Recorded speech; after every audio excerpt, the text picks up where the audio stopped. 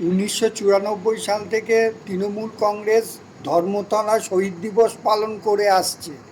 আজ এত বছর হয়ে গেল, এবার বিজেপি ক্ষমতায় এসছে আর 21শে জুলাইকে আটকে দিল। লালবাজার থেকে পুলিশ কমিশনার বলছেন ওখানে কোনো কিছু করা যাবে না, কেননা 144 ধারা জারি হয়েছে। মহুয়া মৈত্র তৃণমূল সাংসদ কি বলছেন দেখুন। কত বিরোধী পার্টি আছে সব একসাথে মিলে যৌথভাবে এই চিঠিটা ইন্ডিয়া অ্যালায়েন্সের পক্ষ থেকে দেওয়া হয়েছে। আর আমি আরেকটা জিনিস বলতে চাই যে বাংলার মাটিতে এখন প্রত্যেকটা জায়গায় আমরা বিজেপিকে একটা জিনিস প্রশ্ন করতে চাই যে আপনারা জিতেছেন, খুব ভালো, লুট করে হোক যাই করে হোক আপনারা জিতেছেন। আপনারা বলছেন আপনারা মানুষের রায়ে জিতেছেন, খুব সুন্দর, আমরা তা মানছি যে আপনারা মানুষ ভোট দিয়েছে, আপনারা জিতেছেন। তা যদি মানুষ ভোট দিয়েছে আর আপনারা জিতেছেন, তা আপনাদের এত ভয় কিসে, আর আপনাদের ক্যাডার কোথায়? আমি তো আপনাদের ক্যাডারকে কোথাও দেখছি না। আপনাদের কয়েকটা নেতা অতি উস্কানিমূলক মন্তব্য করছে আর বাকি পুরোটা আপনারা পুলিশ দিয়ে করছে। জেলার এসপি এখন জেলার ডিস্ট্রিক্ট প্রেসিডেন্ট। আমাকে যদি কেউ বলে যে কৃষ্ণগড়ের উত্তরের জেলা প্রেসিডেন্ট আমি তৃণমূল, এটা বিজেপির উত্তর এর কে জেলা প্রেসিডেন্ট আমি জানি না, কিন্তু কাজ এসপি করে দিচ্ছে। প্রত্যেকটা ব্লকে যাদের ব্লক প্রেসিডেন্ট কে কিন্তু আমাদের জানা নেই, প্রত্যেকটা কাজ তাদের ওসি করে দিচ্ছে।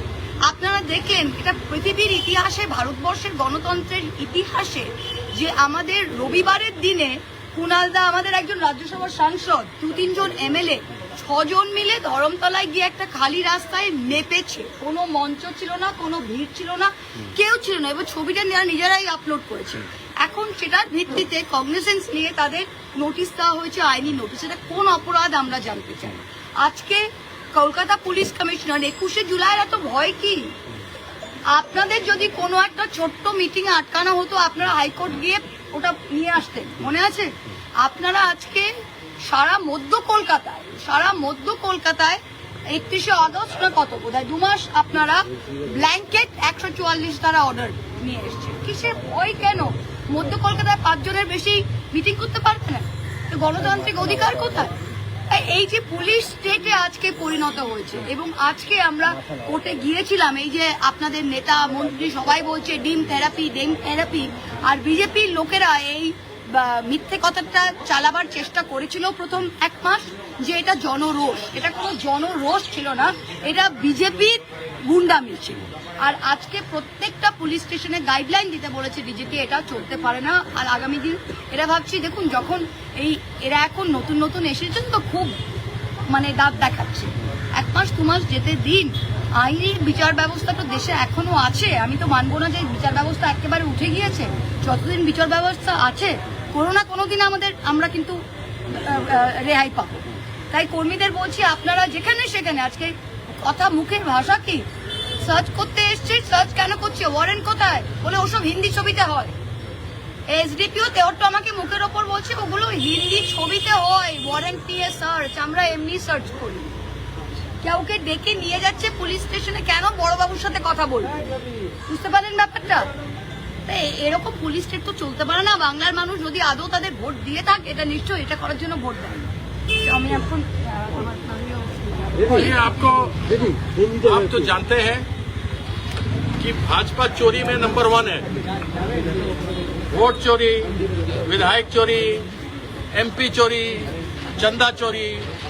आपने पूछा कि चिट्ठी जो हम लोगों ने दिया है चीफ जस्टिस ऑफ इंडिया को, उसमें लिख करके दिया है कि जो सीईसी है वो आज भी उसके एक्स ऑफिशियो मेंबर है, पहले मेंबर थे राम जन्मभूमि ट्रस्ट के, जहां 3500 करोड़ का घोटाला पहले हुआ था, उसके बाद उसकी जांच नहीं हुई। ऐसे में उस व्यक्ति का उस पद पर रहना क्या उचित है? तो यह सबसे पहला है। दूसरा, बीजेपी के पास कोई काडर काम करने वाला नहीं है। उनके ये गुंडे हैं कुछ, जिन गुंडों के बल पर वह लोगों के ऊपर कभी डीम फेंकवाते हैं, कभी कुछ करते हैं। और उन सबों के बारे में मालूम है।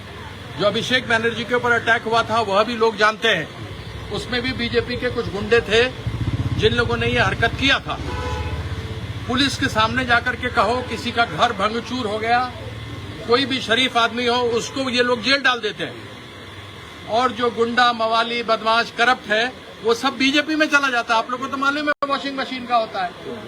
अभी पुलिस का इंस्पेक्टर वो ब्लॉक का सभापति है बीजेपी का, और जो डिस्ट्रिक्ट का एसपी है वो डिस्ट्रिक्ट का बीजेपी का सभापति है। इसलिए आप पुलिस से कुछ यह नहीं सोच सकते कि वह कोई आपके लिए काम करेगा। यह सारी चीजें आपके सामने में है। यह लोग 21 जुलाई के हमने उसके लिए परमिशन। আমাদের ভিডিও ভালো লাগলে লাইক ও শেয়ার করুন, কমেন্ট সেকশনে গিয়ে জানান আপনাদের মতামত। আরও ভিডিও পেতে চ্যানেলকে সাবস্ক্রাইব করুন।